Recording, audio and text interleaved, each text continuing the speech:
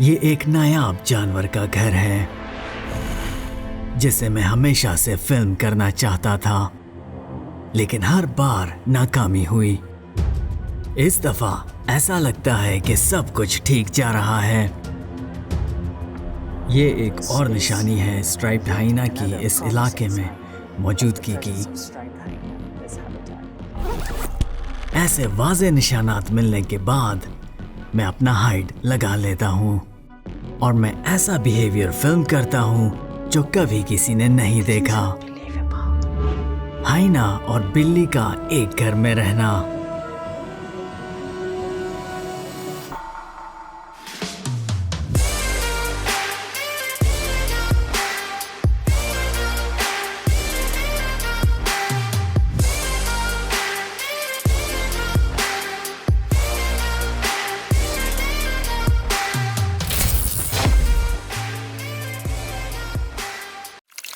Striped हाइना को ढूंढने के लिए मैं और ब्रूटस थर पार करके एक खास पहाड़ी सिलसिले में पहुंचते हैं।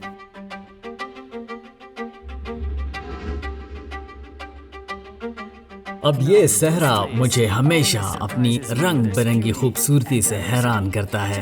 जरा इसे देखो, सहरा के बीचों बीच सब्जे और ग्रेनाइट के पहाड़ हैं। ये वाकई नाकाबिले यकीन है। पिछली बार जब मैं यहाँ आया था तो मैंने लॉन्ग बिल्ड वल्चर पर एक फिल्म बनाई थी जिसकी नस्ल शदीद खतरे से दो चार है। इस बार कहानी और भी दिलचस्प है। मैंने यहाँ नगर पार्कर में स्ट्राइप्ड हाइना की मौजूदगी के बारे में बहुत कुछ सुना है। एक फिल्म मेकर के तौर पर मैं हमेशा इनको फिल्माना चाहता था, लेकिन इनको फिल्म करना आसान नहीं क्योंकि ये क्रेपिस्कुलर हैं, जिसका मतलब है कि वो सिर्फ सुबह और शाम के अंधेरे और रात को निकलते हैं। एक फिल्म मेकर के लिए बहुत थोड़ा टाइम मिलता है सुबह और शाम के दौरान इनको फिल्म करने के लिए। लेकिन मैंने इस बारे में बहुत कुछ सोचा है और मुझे लगता है मुझे हल मिल गया है। फिलहाल मुझे वाहिद को ढूंढना होगा। मसला ये है कि वाहिद जैसा चरवाहा एक जगह नहीं ठहरता, लेकिन खुशकिस्मती से मुझे बकरियां मिल जाती हैं, जो एक अच्छी अलामत है। इस तरह के मवेशियों के इर्द गिर्द गोबर होता है और गोबर पर डंग बीटल आती है। जरा इसे देखिए, ये डंग बीटल है। सर को जमीन की तरफ और पिछले हिस्से को हवा में रखकर वो इस गोबर की गेंद को एक मुनासिब जगह पर लेकर जा रहा है जहां वो इसे दफना देगा। ये एक ताकतवर कीड़ा है जो दरअसल अपने जिस्मानी वजन से 10 गुना ज्यादा वजनी चीज को धकेल सकता है। ये हैरान कुन है, लेकिन तमाम डंग बीटल्स ऐसा नहीं कर सकते। 90% डंग बीटल्स दर हकीकत गोबर के ढेर के नीचे अपने घड़े खोदते हैं।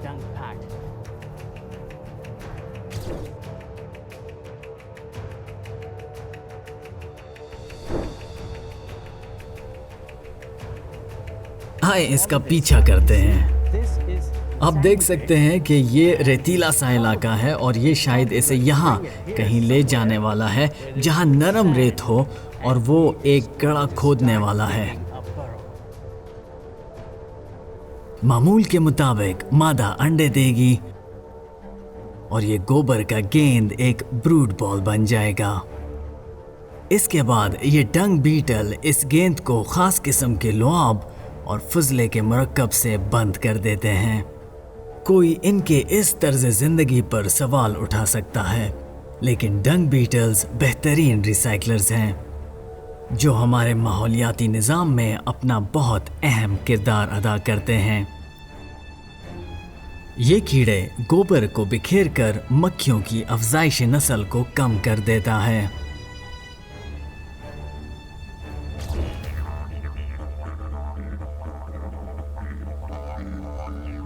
डंग बीटल्स और मवेशियों के मिलने के बाद वाहिद का मिलना आसान हो गया। भाईजान, क्या हाल है? खैरियत? किधर जा रहे हो? मैं ढूंढ ढूंढ के यार तुम्हें पागल हो गया हूँ। आपका नाम मोहित है? हाँ, क्या हाल है यार? ठीक है। ये बकरियां सारी आपका है? कितना टाइम हो गया यहाँ पे? 25 साल हो गया मैं। कभी गए नहीं कहीं कराची इधर उधर? नहीं गई। क्यों? इलाका फीस बहुत खर्च लगता है। ये यकीनन एक खूबसूरत जगह है। मैं वाहिद से पूछता हूँ कि क्या वाकई उसने हाइना को देखा है। देखा है। किधर है? करूंजर के पास? आपने कब देखा? पशु देखा कितना? एक दो? तो दो? किस टाइम देखा?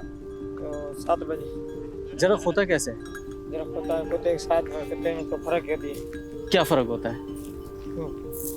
और पैरों में फर्क होती है। वालों में फर्क होती है। अच्छा। छोटे वालों हाँ। कुत्ते का छोटे बड़े। अच्छा।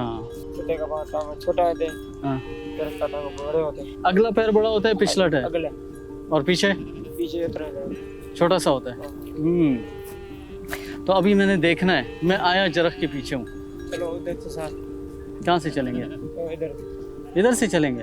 तो अभी अब बकरियाँ किसके साथ छोड़ोगे? बकरियां बंदा है उसके साथ छोड़ेगी। अच्छा, कितना टाइम लगेगा यहाँ से? आधा घंटा लगेगा। और टाइम किस टाइम, क्या टाइम अच्छा क्या है उसका देखने का? 7 बजे। वाहिद एक रिवायती चरवाहा है और इसके अलावा कुछ नहीं करता। वो अपनी रोटी रोजी के लिए अपने मवेशियों पर इन्हिसार करता है। वो बहुत सादा जिंदगी गुजारता है। एक वाइल्ड लाइफ फिल्म मेकर के तौर पर मेरे लिए हाइना की तलाश बहुत पुरजोश है, लेकिन मुझे यकीन है कि वाहिद के लिए ऐसा नहीं। जरख कैसा लगता है आपको? बुरे लगते हैं। क्यों? जरा तो बकरे मारते हैं। अच्छा, तो फिर क्या करते हो जब जरख उसको मारता है तो? जरा मारते जरा के पीछे लगते हैं, जरा भाग जाएगी। भगाते हो? भगाते। मारते नहीं हो उसको? मार नहीं देती। सारा हमारा पैसा बकरी साथ आ दे। और कोई काम नहीं है? नहीं।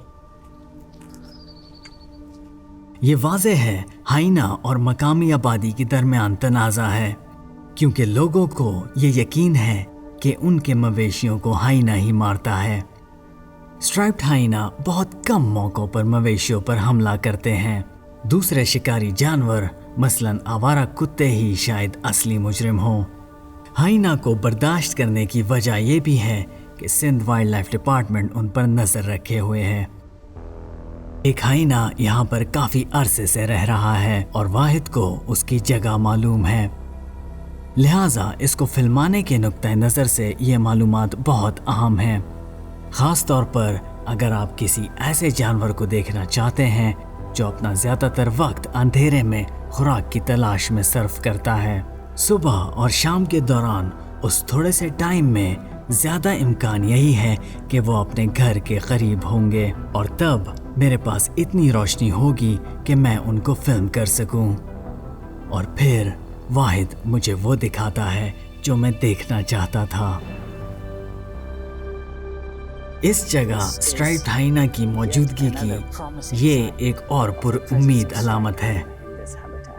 ये इसके पंजों के ताज़ा निशान हैं जो गालबन कल रात के हैं। 2 हैं, सामने वाला बड़ा है और पिछला वाला छोटा। ये बहुत हैरान कुन है।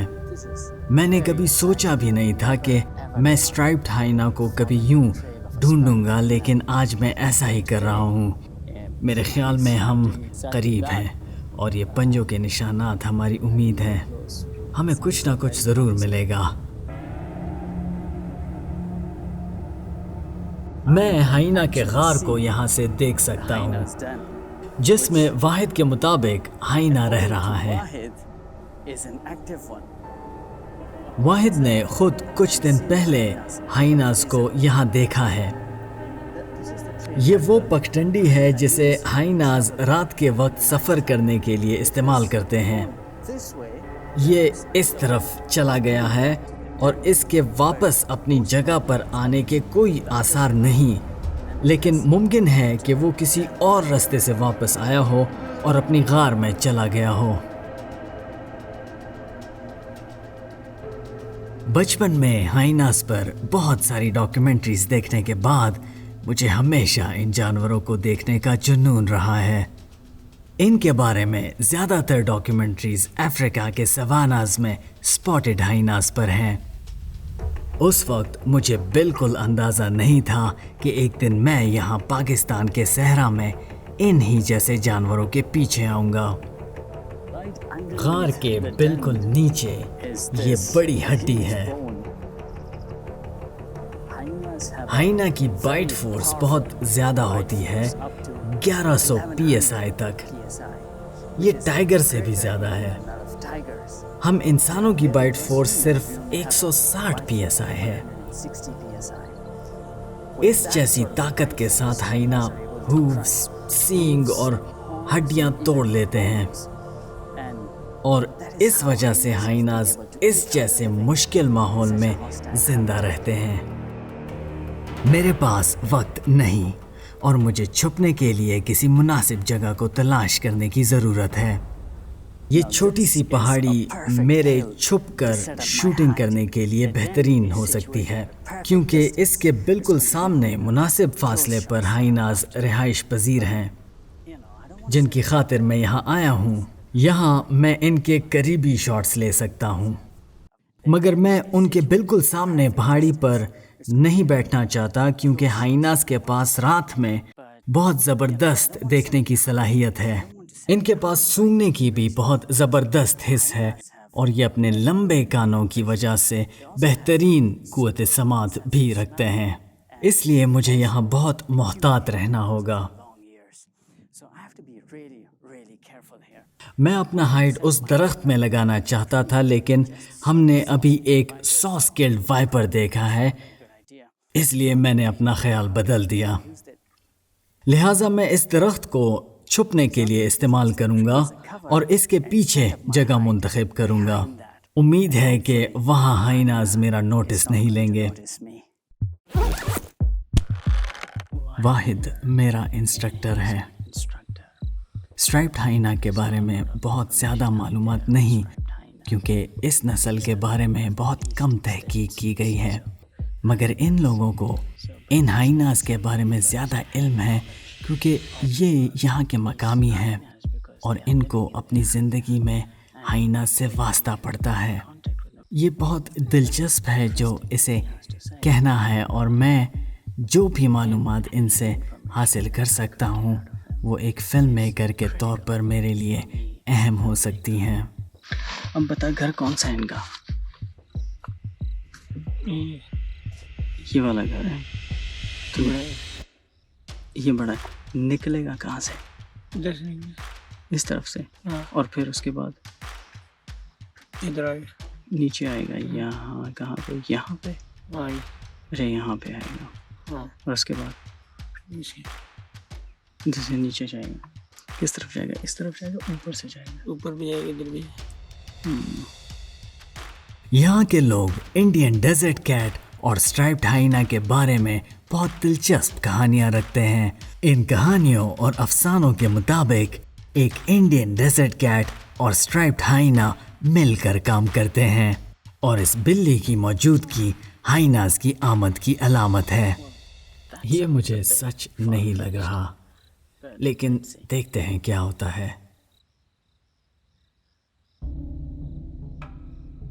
और फिर एक इंडियन डेजर्ट कैट नमूदार होता है। ये नाकाबिले यकीन चीज़ है।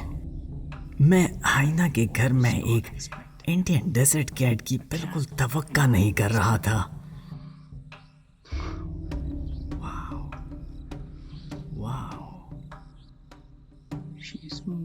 ये बिल्ली हरकत कर रही है। वाकई मूवमेंट कर रही है। ये वाकई काफ़ी पुरसुकून है। इसे यहाँ हमारी मौजूदगी का यकीनी तौर पर कुछ अंदाज़ा नहीं, मगर मुझे उम्मीद है कि वो जानती है कि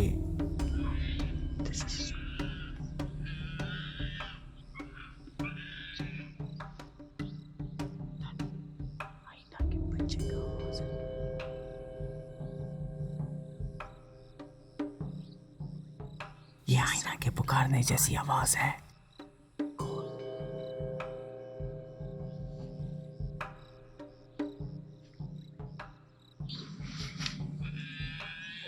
के बच्चे का आवाज है। उधर से देखो, नजर आता है। इधर से कहीं से आवाज है।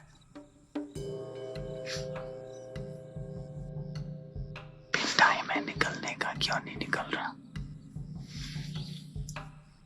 यहाँ एक साथ कई चीजें हुई हैं। हम हाइना की आवाज को सुन रहे हैं और उसी वक्त इंडियन डेजर्ट कैट भी हमें वाज़े तौर पर दिखाई दे रही है, और वो यकीनी तौर पर एक बिल्ली नहीं बल्कि बिल्ला है।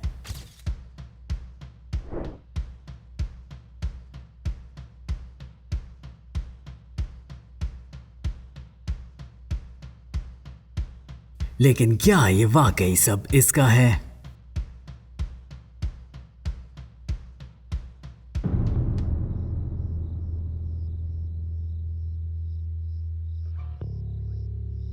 इसे देखो, जरा इसको देखो, ये नाकाबिले यकीन है।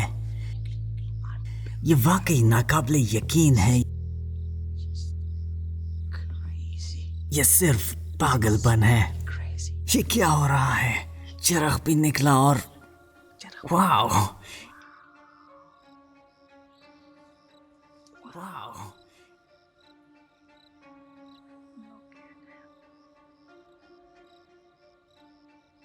इसे देखो, ये वाकई नाकाबिले यकीन है। एक हाइना और बिल्ली एक ही जगह रह रहे हैं। कैसे हो सकता है?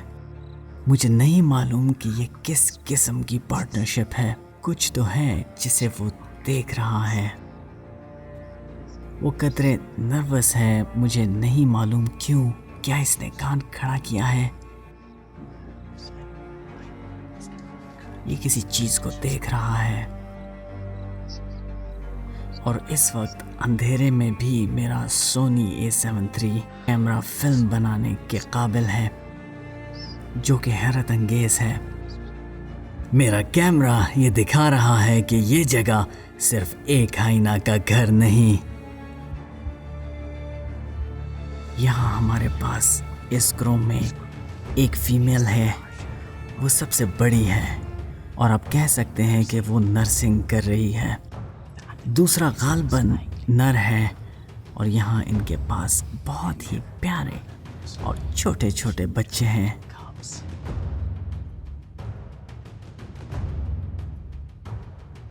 पाकिस्तान में एक फिल्म मेकर के तौर पर मेरा मकसद जंगली हयात और इंसानों के दरमियान तनाज़े को कम करना भी है।